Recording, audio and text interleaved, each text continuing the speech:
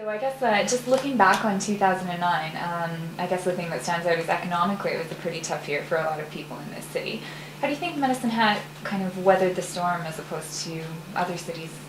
Well, I'm very proud of the citizens of Medicine Hat because a lot of them had the chance and they did help some of the ones that were less fortunate, some of them that lost their jobs, or even the ones that didn't get as many hours they got before.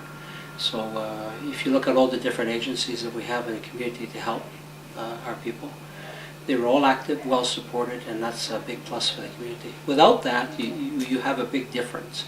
You have people who just can't make it, and then you have some people who may make $1 million a year.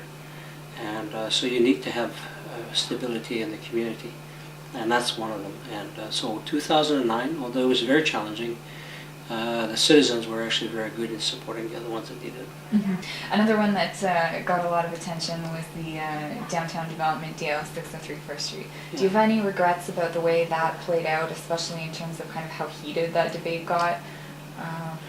Well, let me just put it this way.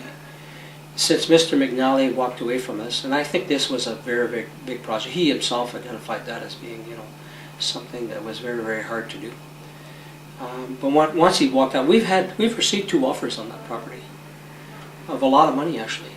So we now know that this is worth that land itself, without anything, is worth a lot more than $1. Mm-hmm. Okay, so once you move from there, we didn't quite accept the offers. Council didn't quite accept the offers that were presented to us. So now we're back at offering it. There's an expression of interest out there, and it's going to close, I think, at the end of January. And let's see what comes out. Now, this expression of interest is very different than the first one. The first one, we had put a lot of conditions to it. And one, for example, which makes it difficult to build, was underground parking. Right. In reality, in Medicine Hat, there's not too many underground parking places, and particularly on that side of the street, the only place that has underground parking, very limited, is the Esplanade.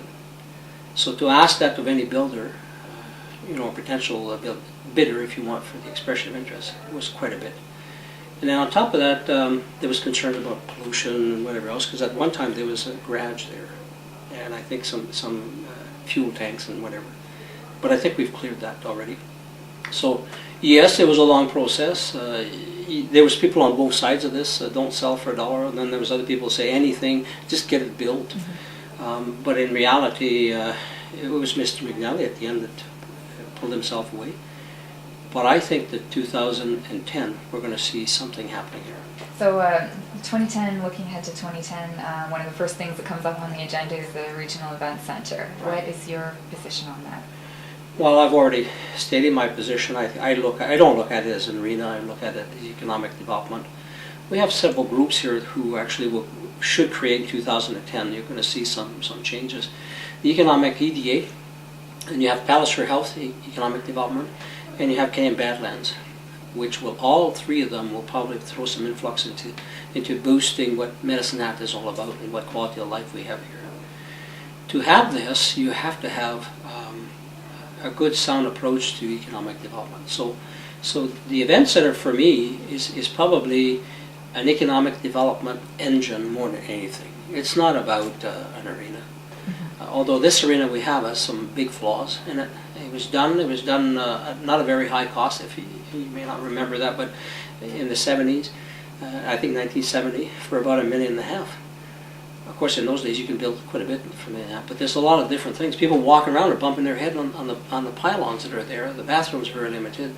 The location is still a flood zone. There's all kinds of different issues with that. Mm-hmm. Plus, it's 40 years old.